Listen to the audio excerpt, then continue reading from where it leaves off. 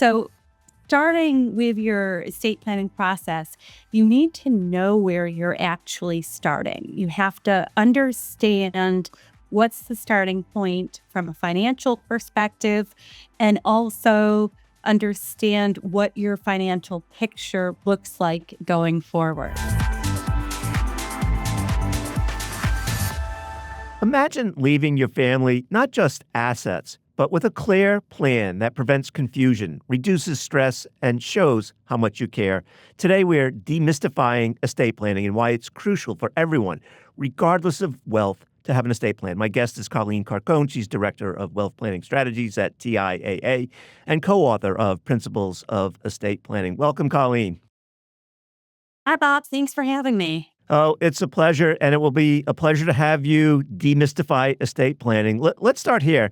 What is an estate plan? Why do people often misunderstand it? Who really needs one? And why is it crucial for everyone to have one, not just the wealthy? Well, I'm glad that you asked that question because it can be very mystifying. An estate plan, Bob, many people think that an estate plan is just a will, but it's so much more than that. An estate plan is a process not only of making sure that you're accumulating assets and conserving assets, but also making sure that assets are going to be distributed in the manner that most efficiently and effectively accomplishes your goals. We all spend a lifetime accumulating our assets, and many folks want to make sure their assets are distributed in the simplest manner possible to the people that they want. Most people want to reduce taxes, costs, attorney's fees, and make sure things get out as quickly and efficiently as possible. Yeah. They also want to protect assets from any creditor risks or financial risks. And so a good estate plan is going to integrate all of those components and is going to be integrated with your overall financial plan. Right. And I know we'll get to this, but when you talk about assets, it could be money, it could be jewelry, it could be a house, it could be a variety of things. Is that right? Absolutely. Your estate really, it is any asset that you own at the time of your death, whether it's all of those things that you listed, or a car, or life insurance, retirement assets. So think of anything that you own. Yeah. And then walk us through the process, the step-by-step process that one needs to go through when creating an estate plan. That's a great question. Oftentimes, folks think they just show up at the lawyer's office and order up a will, but it really needs to be a little bit more comprehensive than that. And I just want to highlight, your attorney is the only person who can actually draft legal documents, but the estate planning process incorporates more than just your attorney.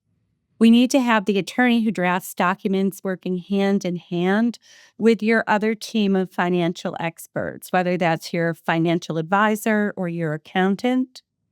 So starting with your estate planning process, you need to know where you're actually starting. You have to understand what's the starting point from a financial perspective, and also understand what your financial picture looks like going forward. You need to identify your goals. What are you trying to accomplish? What are your financial needs? What are your goals? What are your priorities? And how are you going to accomplish that?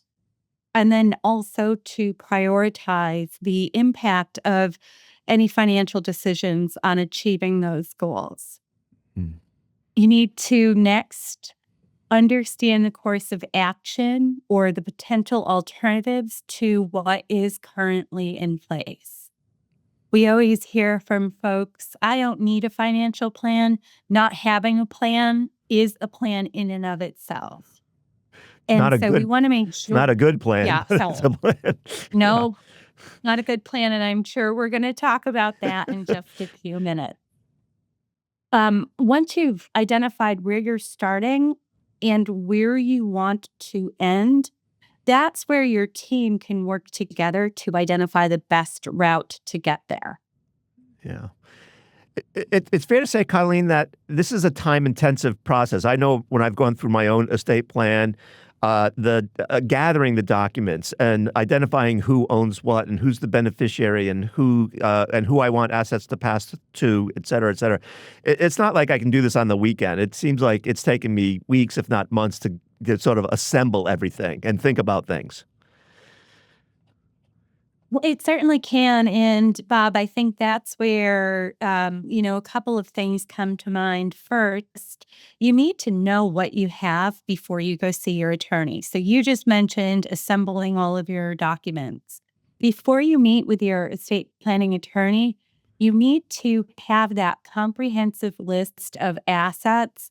And I actually want to see account statements, beneficiary designations, just to confirm, because you'd be surprised how often we see someone who thinks things are owned one way, but it's actually legally titled a different way.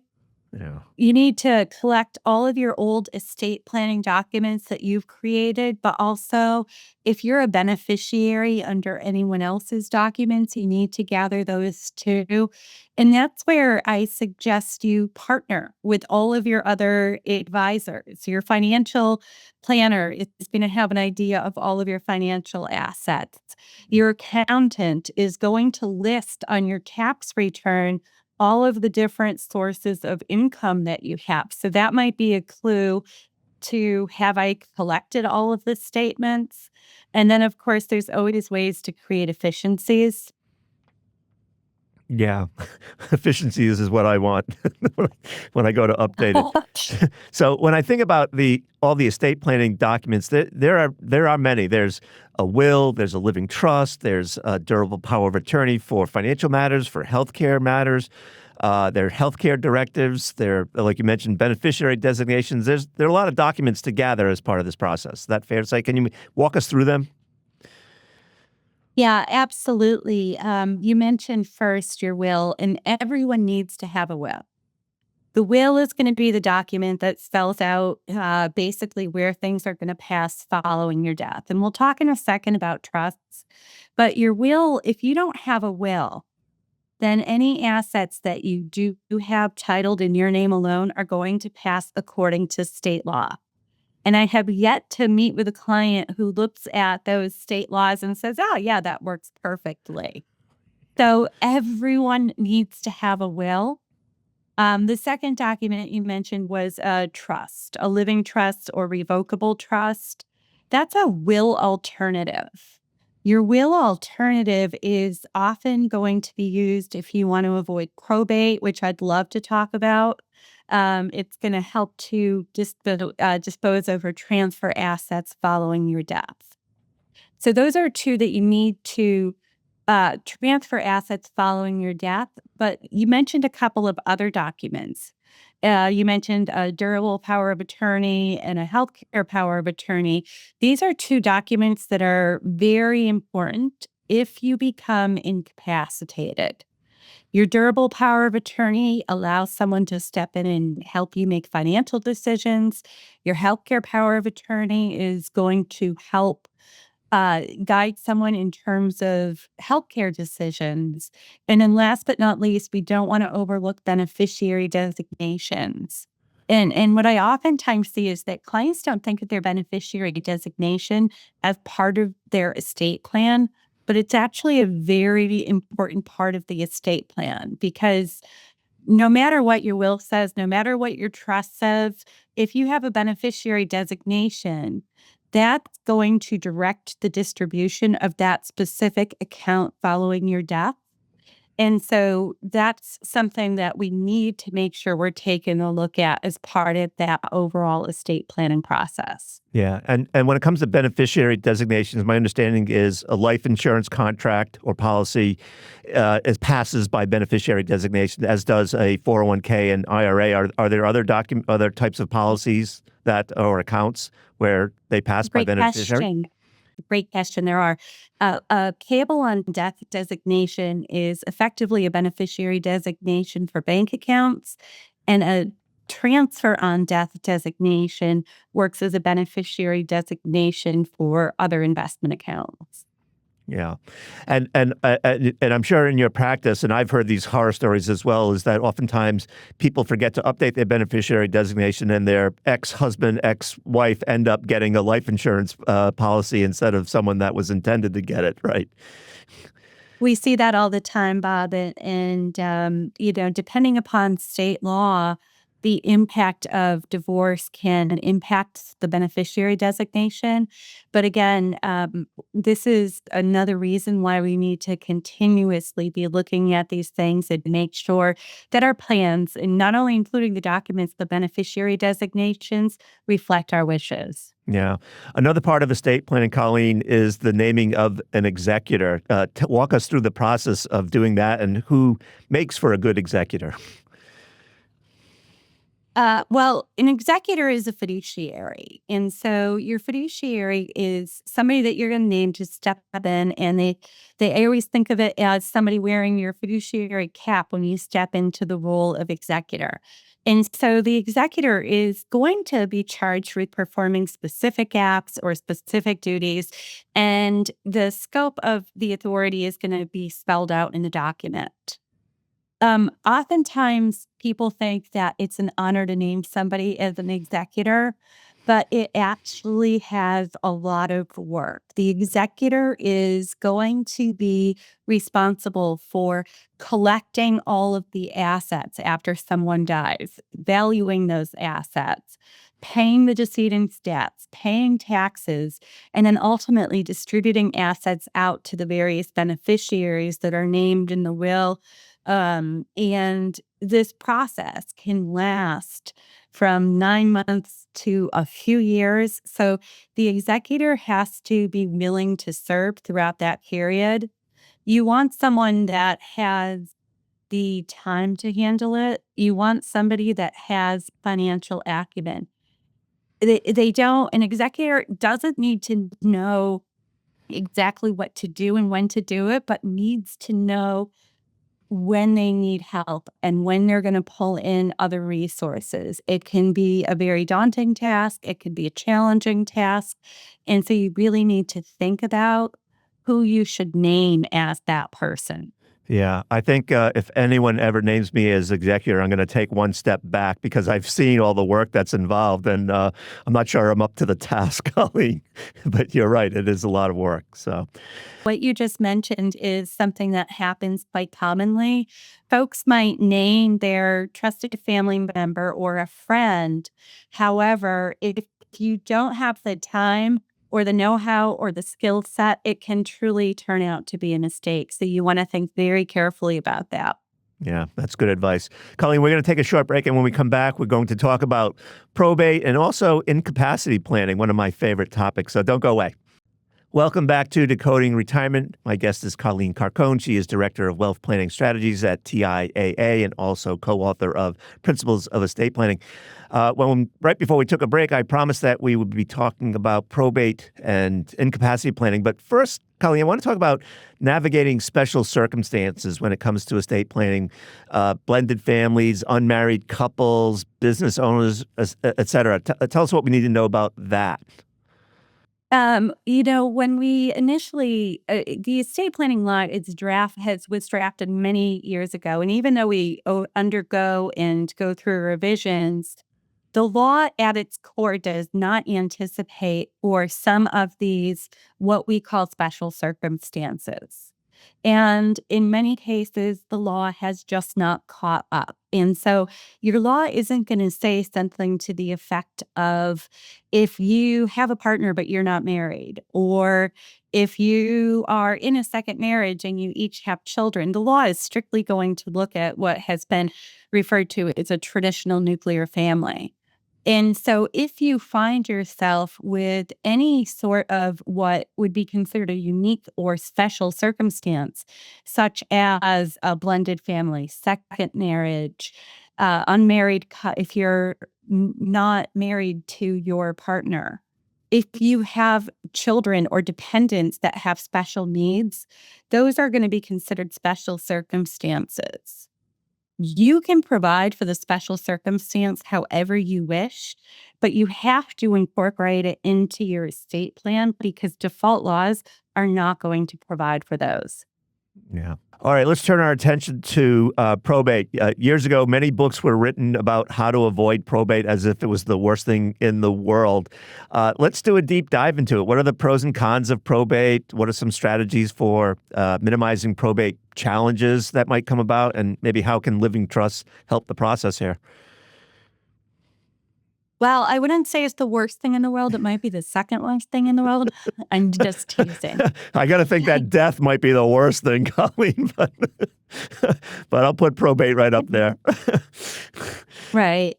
Probate, just to set to set a baseline, probate is the court supervised process of settling a decedent's estate. And it's important to note that any assets that are passing by will are going to be subject to probate, and assets passing by intestacy are going to be subject to probate. And I mentioned that because I hear people say all the time, I don't have to worry about that because I have a will. So I want to clarify that myth. So let's look first at the disadvantages or why probate gets such a bad rap. Probate can, in certain circumstances, in certain states, be very complex. It can be expensive. It can be lengthy. And probate is a public process, Yeah. meaning probate records are going to be a matter of public record. Think of many of the celebrities that we hear about after they've passed. We know this because their estates are a matter of public record. So if no problems are anticipated, then that court oversight and that cost and that delay might be viewed as a disadvantage. If you're concerned with privacy, then probate is going to be considered a disadvantage. You might not want your estate to be a matter of public record. And finally, one of the most often overlooked components of probate is called ancillary probate. If you have property in more than one state, your will could actually be subject to probate in multiple states. Mm. So that's the bad news. That's kind of the cons. There are some advantages, Bob. There is court supervision, which if you are anticipating that there might be a will contest or other problem, then court oversight could be an advantage. Probate also protects creditors and beneficiaries because the probate process provides a forum for creditors to step forward and say, hey, the person who just died owed me money. Mm. And then when the beneficiary is receiving assets, they know that they're going to get it without a creditor showing up and knocking on their door down the road. Yeah. All right. Well, that's helpful to know. Let me turn my attention to incapacity planning. I talk a lot about this in the classes I teach and articles I write, and it's becoming increasingly more common that because of cognitive decline, dementia, Alzheimer's, et cetera, people really need to plan for the possibility of not being able to make decisions on their own, whether it's financial or healthcare related. Tell us what we need to know about that. You're absolutely right, Bob. And this is also a very often overlooked component of estate planning. I'm sure that we could talk for an hour on just this topic. But if you're not able to make decisions for yourself, if you have suffered cognitive decline or you're just temporarily incapacitated, someone has to step in and make those decisions for you. And absent having the right documents in place, there's going to be court oversight. So your financial power of attorney is going to be a document that allows somebody to step in and handle financial decisions if you're not able to.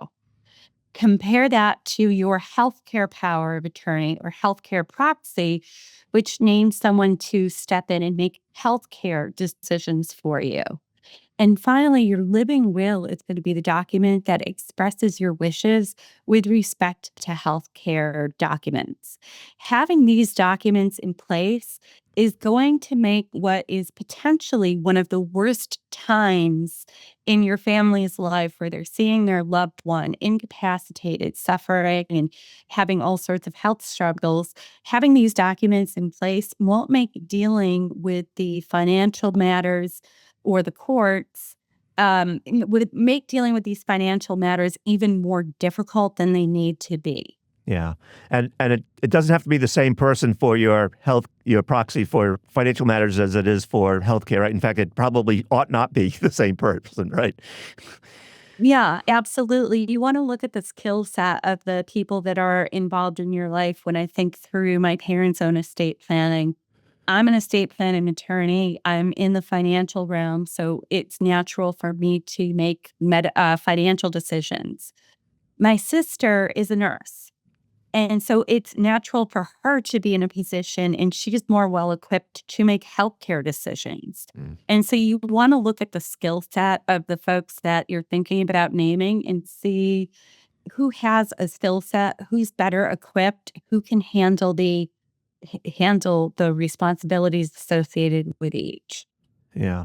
So I would like to think that estate planning is a set it and forget it exercise, but it's not, right? It needs to be updated on some regular basis, maybe when a life event happens, the birth of grandchildren, a divorce, the death of a spouse, et cetera. What do we need to know about the ongoing updating? You've named just a couple of the circumstances, Bob, and you're exactly right. Ideally, your estate plan would be reviewed every year, at a minimum every couple of years. And some attorneys do offer that as part of their service. But folks are oftentimes meet with their attorney, get their estate plan in place, and then move on and don't look back. That's where your financial planner, again, going back to one of the first things we talked about, that team that's in place to help you, that's where your financial planner can help. So I know at TIAA, our advisors typically meet with their clients at least once a year. And we talk about what's changed in your life. If you're hearing any of those changes, birth of a child, the death of a parent or someone else, the birth of a grandchild, divorce, illness, acquiring new property. These are all going to be triggers that you want to take a second look at your estate plan and make sure that what you have in place is going to continue to meet your objectives. Yeah. Another big one, Bob, is changes in law. Now, we know that the One Big Beautiful Bill Act has permanently set the federal estate tax exemption amount at $15 million. We also know that anytime we hear something is permanent in the tax code, it's written in pencil, because there's always going to be changes down the road. Any change in federal or state law is a cause to revisit your documents. Massachusetts changed their exemption amount in 2023.